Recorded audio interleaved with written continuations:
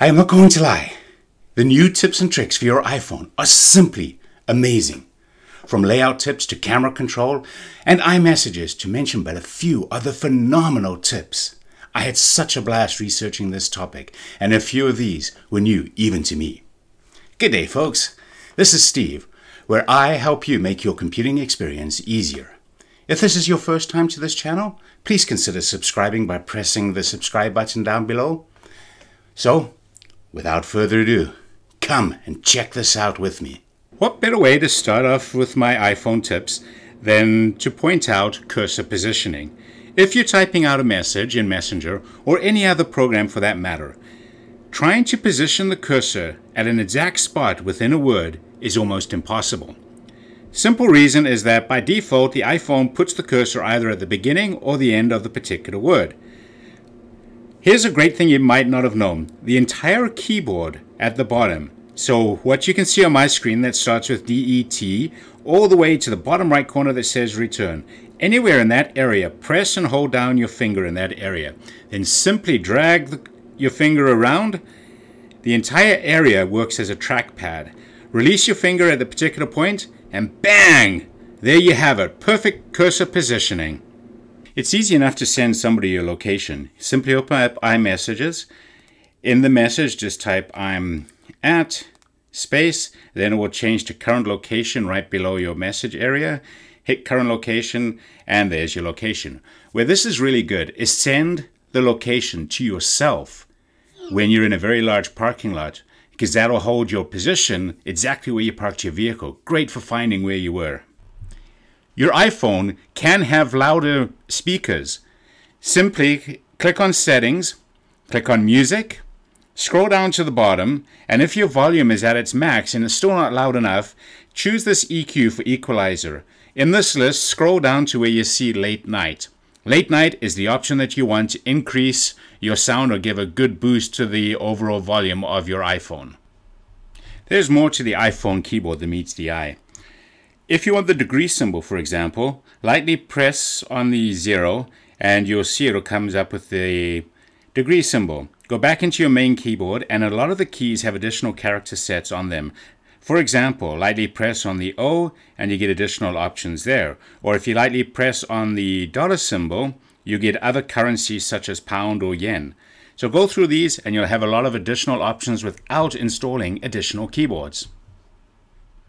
Switching back and forth between numbers and letters on your keyboard has never been easier. Say, for example, you're busy typing something on your keyboard and you want to insert a number or a character. Simply press on the 1, 2, 3 in the bottom left corner here. Keep your finger pressed down. Slide over to the character or the number that you would like to insert. Release your finger and you're straight back to the alphabetized keyboard instead of remaining at the number keyboard. Reorganizing apps on your iPhone is fantastically easy now.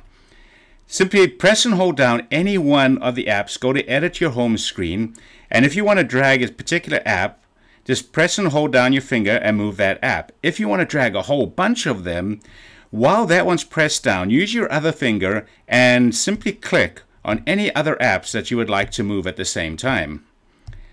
As you'll notice, they'll group them all together in one group. Now you can slide this to where you want it to be, release your hand, and there you go. All of the apps are moved in one go. Next time you need to send a text, add some style to it. When you're ready to text, press and hold down on the send button. You have different options for the actual text message itself, such as slam, loud, gentle, or invisible ink. The one that I really like, click on screen up top, and you can scroll between all the different options that you can currently select. Confetti, then we have send with love, which of course my wife really loves. There you have your laser beam effect, you have fireworks, and you also have a celebration. When you've chosen the one that you want, simply hit send, and it sends off the text, and the person who receives it, they'll get the style and the sound.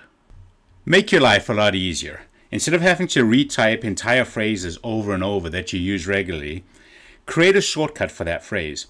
Click on Settings, scroll down to General. Once in General, look for Keyboard, then Text Replacement, and here you can create several phrases that you would just have a shortcut for. Click on the plus sign, And as an example, you don't even have to type the actual phrase in. You can just use the dictation. Would you like me to pick up Tim Hortons on the way home? Question mark. So there's the phrase that I would often type in. The shortcut, I can just say P-U-T-H, save that. Then, when you're in a message, instead of typing in that entire phrase, just type in P-U-T-H. And you can see it automatically suggests your whole phrase right there. Easy as pie, and you can make as many as you want to make your life a lot easier. Here's one that I really like. I call it return home. If you're in a browser, document, no matter what it is, if you're pages down in what you're browsing and you want to get back to the top of the page, simple trick, press the time on the very top. That will immediately return you to the top of the page regardless of the app that you're in. Up until iOS 14, I think many of us have suffered from what I would call screen clutter. Way too many apps on your screen. You've got to cycle through page after page after page to find them. Now there's two really neat features. If you press and hold down on an app and you choose Remove App, you get an option now to move it to the app library. So instead of deleting it, you can just move it to the app library, and that gets it off your screen. The app library is if you scroll all the way over to the right hand side, here is all the apps that you see. You also have the option now where you can edit your home screen. Click on this little icon and it shows you all of your pages that you currently have with a check mark underneath each one. If you want to hide one of those pages, simply uncheck it, and there you go.